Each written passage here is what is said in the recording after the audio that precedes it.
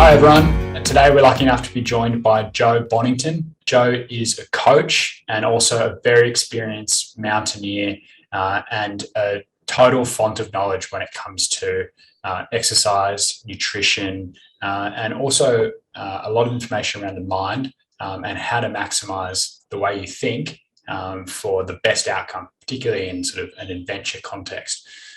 So Joe, thank you very much for joining us today. It's awesome to be here. Did I do you justice in the intro? What am I missing? No. Look, it's funny. I actually don't count myself as a mountaineer.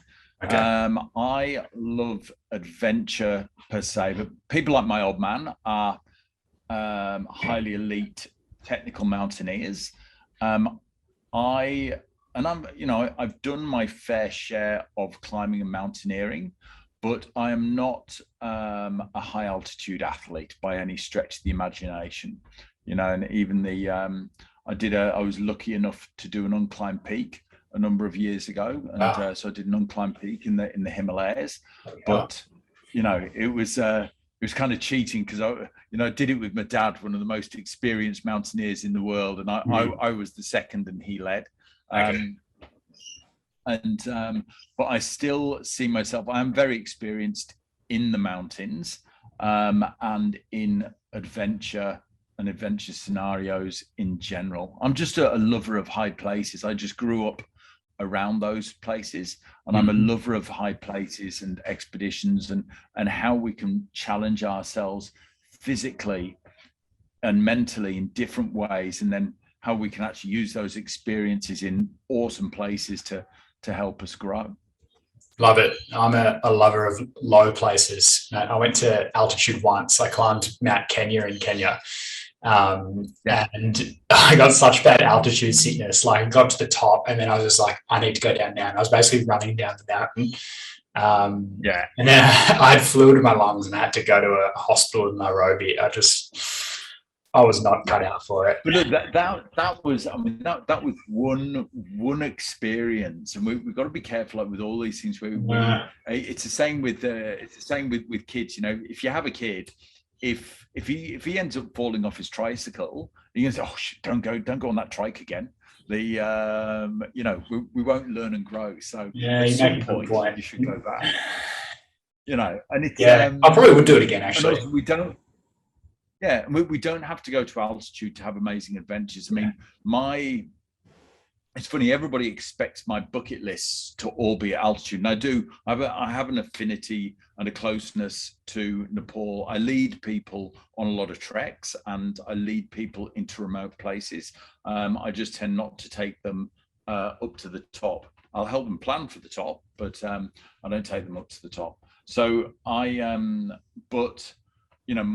my big bucket list goal is to actually take a pack horse and a camel across the top end. What are we talking, like Cairns to Broome, or what are we talking? Yeah, just right the way across the top through. Wow. Just follow the old stock routes and spend a good few months doing it. Go from station to station. And just with a pack horse and maybe a dog if I pick one up along the way. Yeah. Oh, that'd be amazing. Well, I think that leads well. I think that transitions us well into the world of carnivore potentially.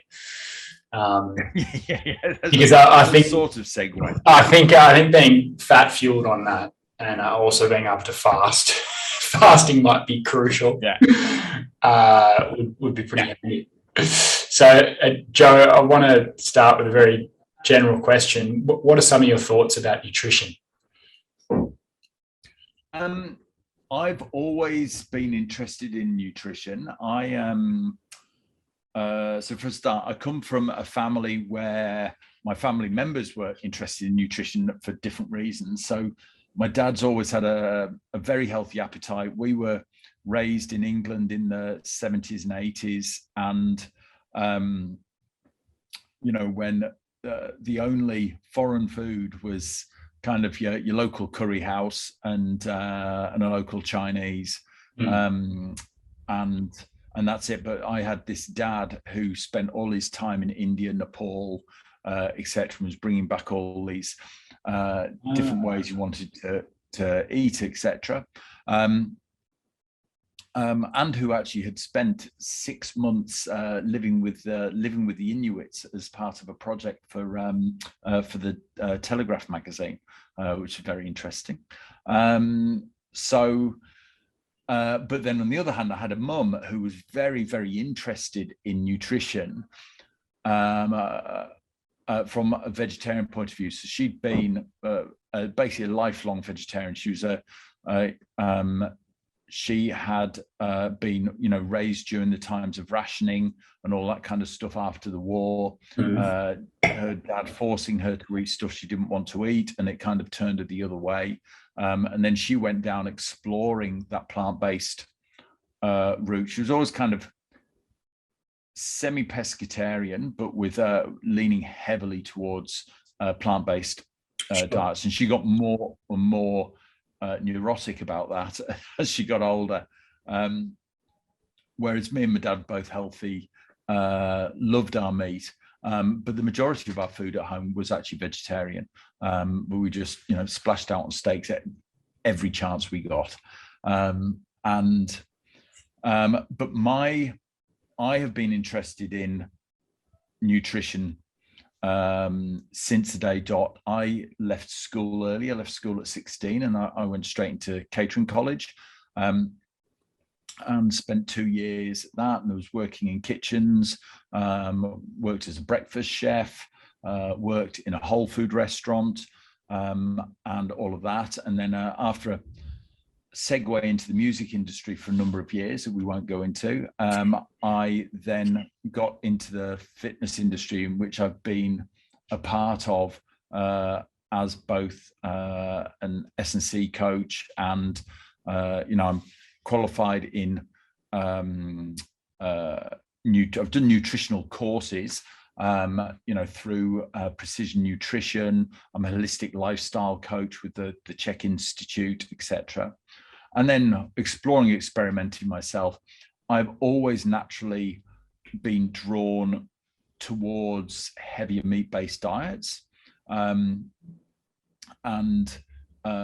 eating either, and also ancestral diets, Paleolithic style, etc. And that's what I've always tended to play around with, and kind of messed around with that and keto, until I heard about carnivore, which, to be honest, was very, very recently. Trying to think, who was the first person?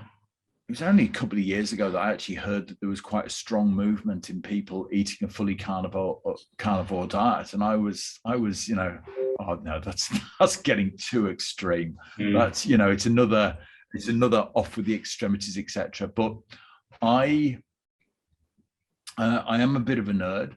I read a lot. I research a lot. I read both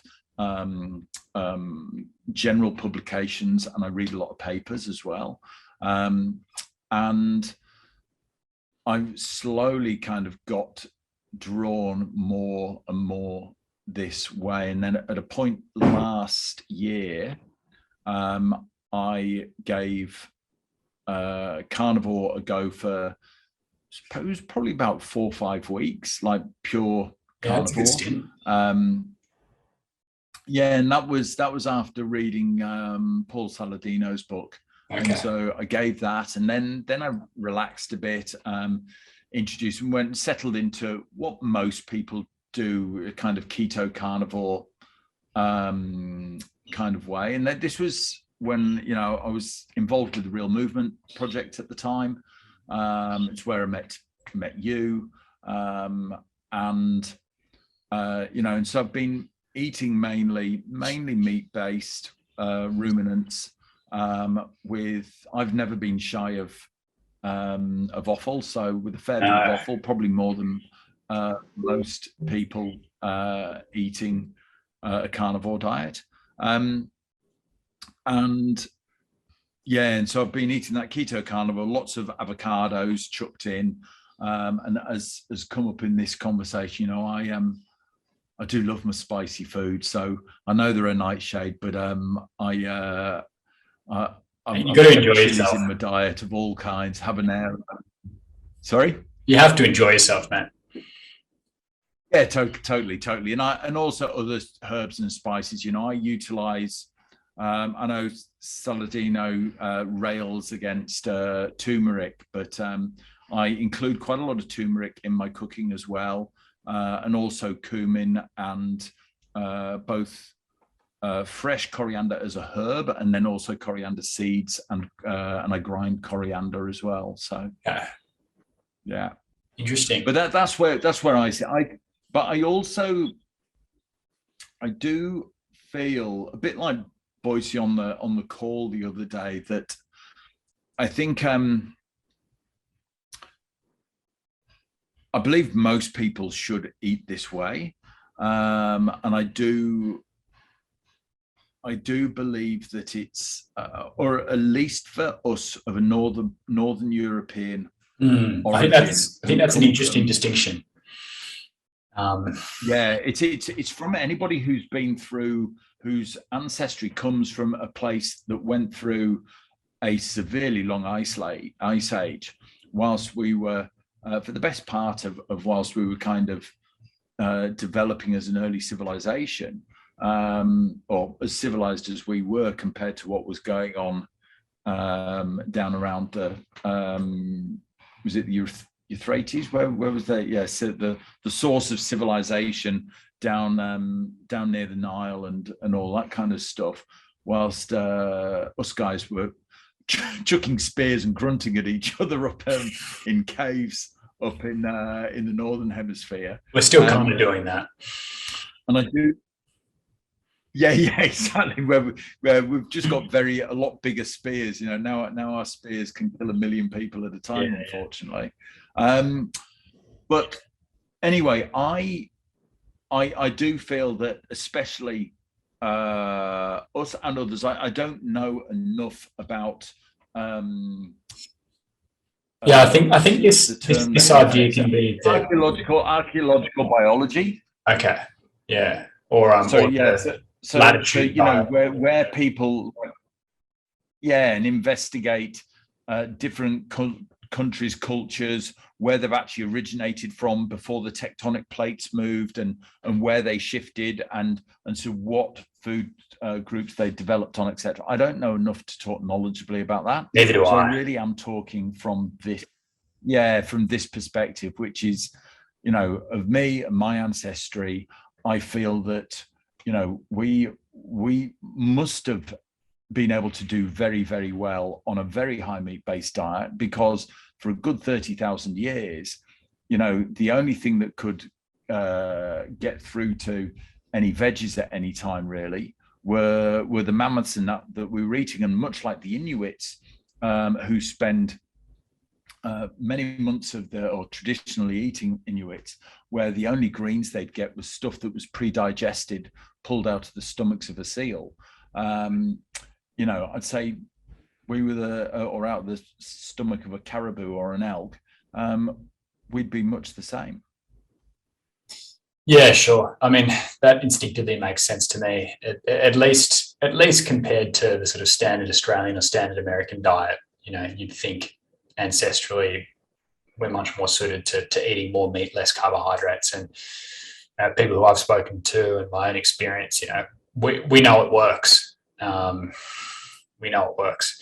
Yeah. In terms, yeah. So you go. Really hard getting across to people. Sorry, I mean, it's, you know, I was out at and it is seen as being what I find bizarre is that nowadays, because of the way politics have gone and everything, that a plant-based diet is no longer seen, and a true vegan diet, which used to be seen as an extreme diet, is no longer seen as an extreme diet, is almost seen mainstream. And eating a heavy meat-based diet is seen as being extreme. I went out to, we had a gathering on Sunday, and at that gathering, a lot of close friends of mine, all who are interested in health, and one of them there is a doctor, is an anaesthetist. His wife is a dietitian, and the conversation, and these are experienced and intelligent people, and they just could not get past it, and I got into the conversation about epidemiology, about whether the history of cholesterol and heart disease, and 2 and 2 making 5, and all of that, and it really was. I was really trying to avoid it becoming me sounding like I was evangelizing, which I think is the worst thing that you can do, or trying to deflect it so it didn't seem as extreme. But it didn't. There was still at the end people, oh, Joe, just be careful, and are you going to get your bloods done, and what is, my father had a high cholesterol, and I've gone plant-based for 5 weeks, and I know it's reduced my cholesterol. And I was trying to say, but does it matter? Did it matter that you reduced your cholesterol or not? Where's the proof? How does that relate to your overall health? I mean, it really is total nonsense. Yeah. Unfortunately, most people won't listen. But for those people who are a little bit more open-minded and are really intent on improving their health, well, this is an option for them, and this works. So, in terms of what works, Joe, what's working for you right now? What's working for me right now? Well, tell you what, let's talk about the changes that I'm seeing, okay. And then I'll talk about what's working for me in the way that I'm approaching this 30 days that we're doing at the moment. So, for a start, I'm a very high energy person, always have been, and I've always been one for getting up really, really early. So I get up at 4 a.m. Every morning, or was getting up at 4 a.m. every morning. And even on my days off, I'd still just end up waking up at that time. I would not go to, or I'd go to bed, but I'd still mind racing. I'd be up several times during the night, and all of that. And very often I'd just, if I woke up at 3 o'clock, I'd just end up getting up and starting work. So average hours of sleep, Joe? How many hours of sleep per night? Oh, I was getting 5 to 6. I was getting 5 to 6. Yeah, so it's not enough for most people. Now, no, totally.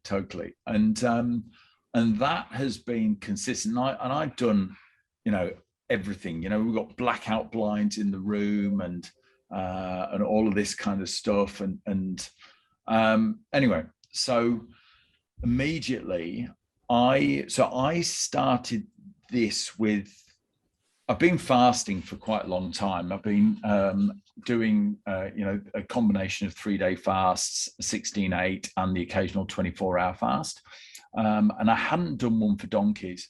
So I started the week before your 30-day program officially started.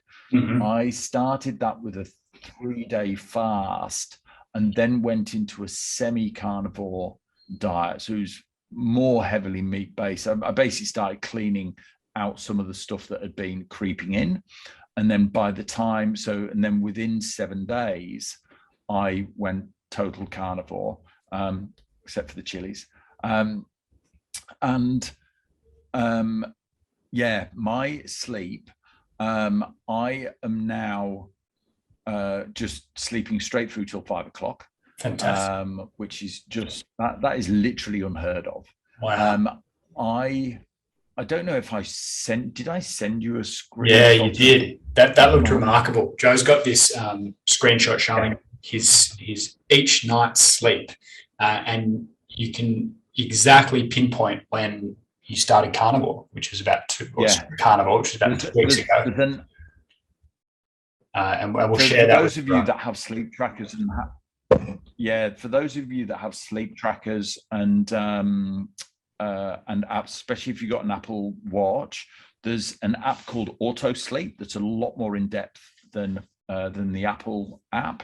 And I use that, and it's phenomenal because it's got a traffic light system. And have you got an Apple Watch, or how is it detecting? Yeah, Apple Watch. So red for really shit sleep, orange for average sleep, and green for good sleep. And it's based off 4 different metrics. So it's based off length of sleep, quality of sleep, which is just the general overall combination. Then depth of sleep, so your really deep sleep, restorative sleep, and your heart rate dip. So what percentage your heart rate dips by overnight. And I've basically had green rings since then, except for one night, which was the second night we started the Carnivore Diet. I'm not sure what was going on there, but that one night is the only night that my sleep has been in, and it wasn't even in the yellow, it was in the amber. Fantastic. How do you feel, Joe, now that you're getting this better sleep? Oh, absolutely awesome.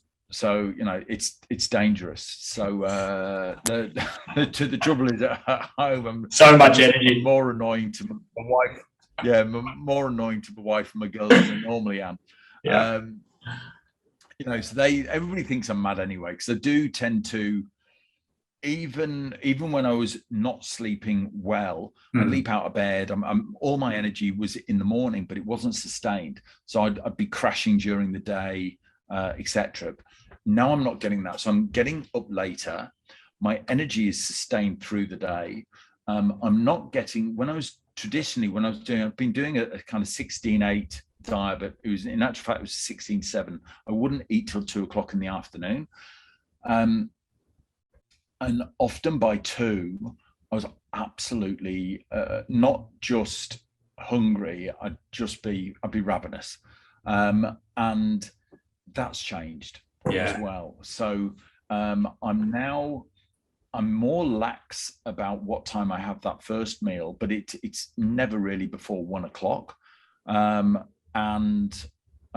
even on other days that I go through till 3 or 4, I literally forget. It's just not an issue at all. I'm feeling a lot more generally satiated.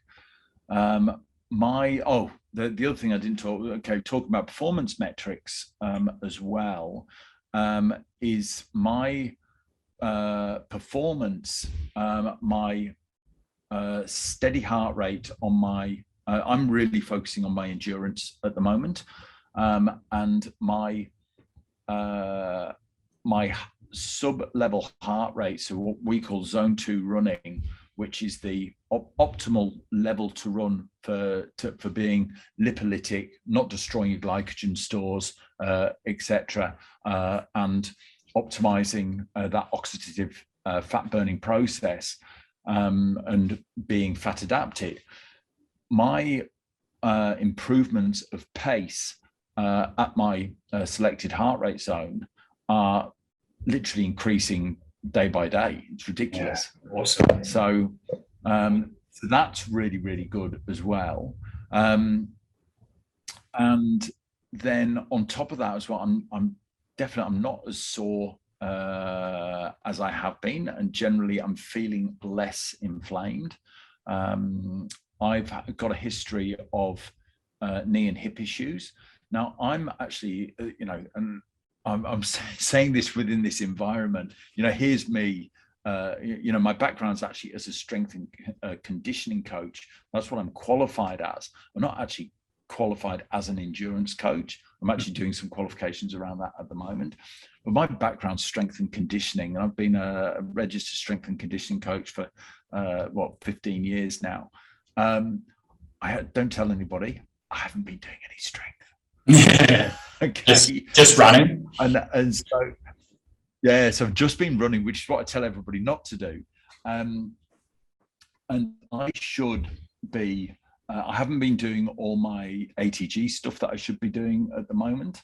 I've just been running, and I thought I'd be pulling up sore, stiff, and immobile, and I'm not. That's great. Yeah, Now, lower inflammation. I mean, for recovery, it's phenomenal, isn't it? Yeah, totally. And you know, so anyway, I've got all of that going on. What else has been improving? I mean, that's the main one. Oh, clarity at work. I've got a lot going on at the moment, but I always do. Ever since you've known me, I've always got throw myself into things.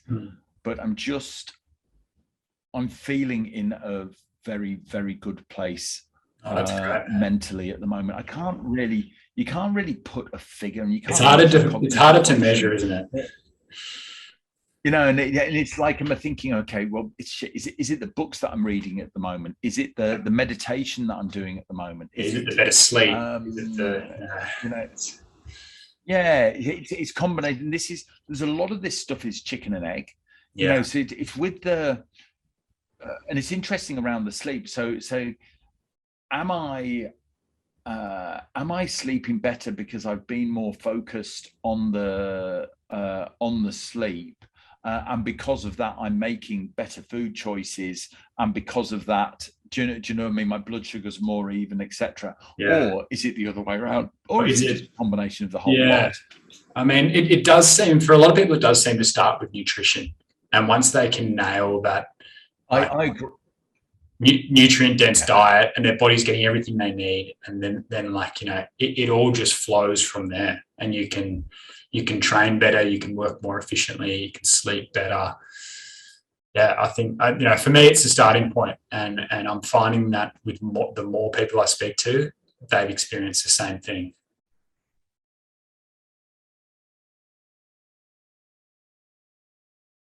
I come from a part of Britain where, you know, when I was at catering college, we were cooking up sweetbreads and stuff like that. We were making steak and kidney pie. We were when I was doing livers and bacon and stuff like that. And also we eat black pudding like there's no tomorrow back home. Yeah. Now, whereas over here, where you've got some amazing fresh produce, and most of it either gets shipped overseas, or it's just not eaten here, because the Australian palate has just gone for this just muscle meat. And that is generational as well, because when I talk to my mother-in-law, who's Australian, and she's from a rural farming family from up around Mirror, Hunter Valley and around there, and they didn't let anything go to waste when they were kids. But within the space of that generation, trying to get my wife to eat, her daughter to eat anything, lamb's brains or whatever, she's not having a bar of it. Yeah, that's interesting. I wonder if these things will become delicacies maybe in a generation or two. Maybe they'll, it'll become. You hear stories about lobsters in the past being kind of like peasant food, and in New York, the poorer people would go into the ocean and get themselves a lobster, whereas today, there's nothing more gourmet. There's no bigger sign of luxury, really. It's the same. Yeah, oysters in England. Yeah, so oysters in England and Ireland, before we polluted the Thames and everything, when they used to grow all the way up the Thames, they were seen as food for the poor. Wow. Not today. And now they're not. Now they're and like some of the original Irish recipes with oysters actually come from those days, of when they were just poor people's food. So who knows? Maybe we'll see a shift. Yeah, I mean, but we need to, because what I was going to say is for anybody who is looking at doing a carnivore diet, the whole thing about a carnivore diet is actually getting all the nutrients we need, and that an animal can provide all the nutrients that we need. And there's two areas where that happens. Is one, at least some of the meat that is eaten has to be eaten reasonably rare.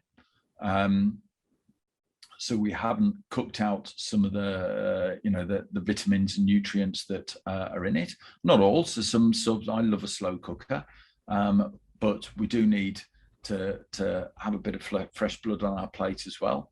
And then the other thing is, there's a lot in that. We just have to look at our ancestors, and that if we're doing a carnivore diet, we're doing it because it's ancestrally correct.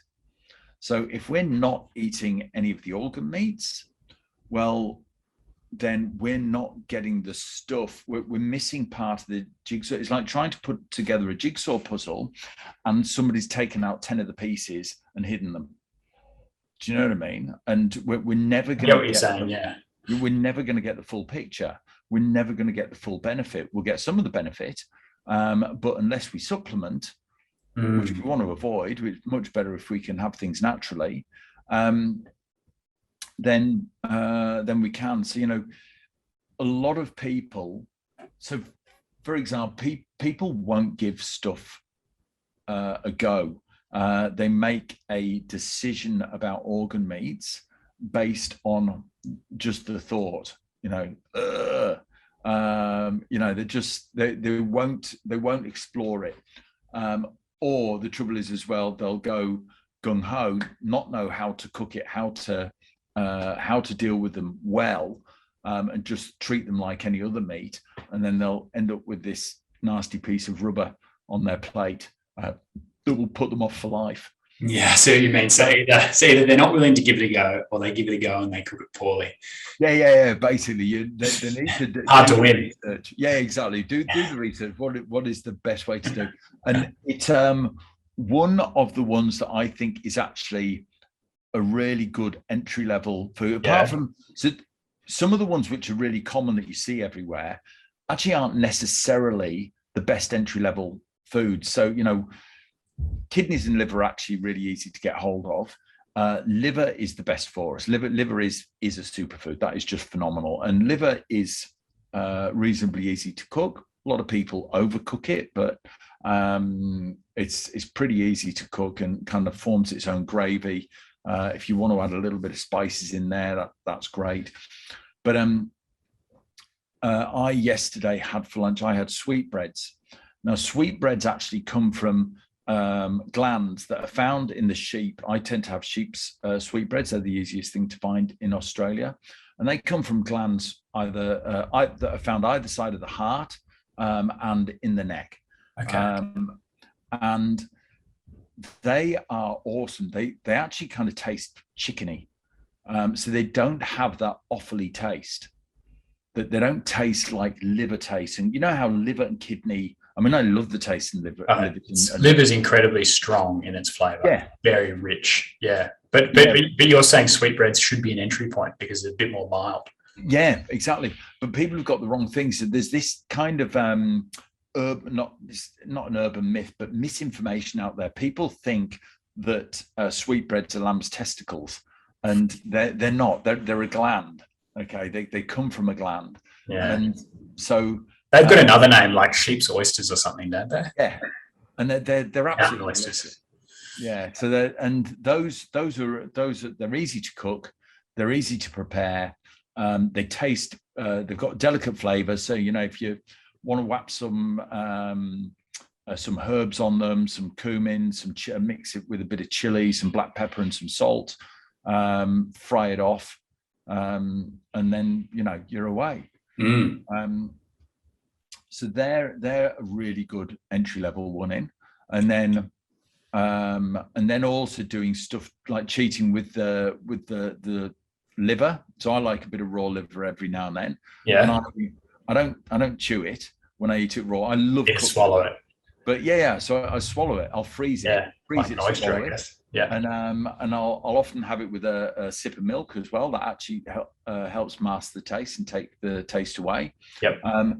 So most of those organs as well, both the liver and the kidneys, you can reduce the flavor by soaking them in milk overnight.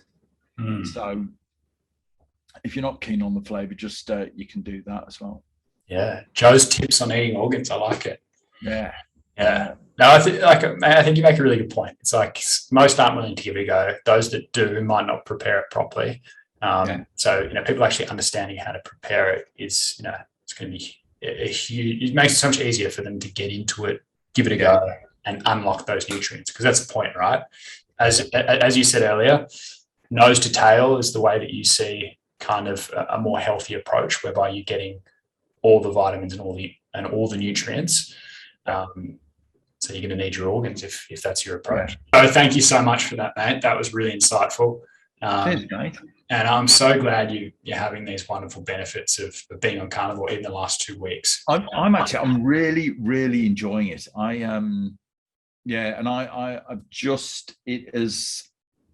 think that the great thing about going and doing it and going full, it leaves no room. It makes it binary. That's just not in the diet. Now, I haven't gone full, so I'm still allowing myself black coffee, and I'm allowing myself a herbal tea.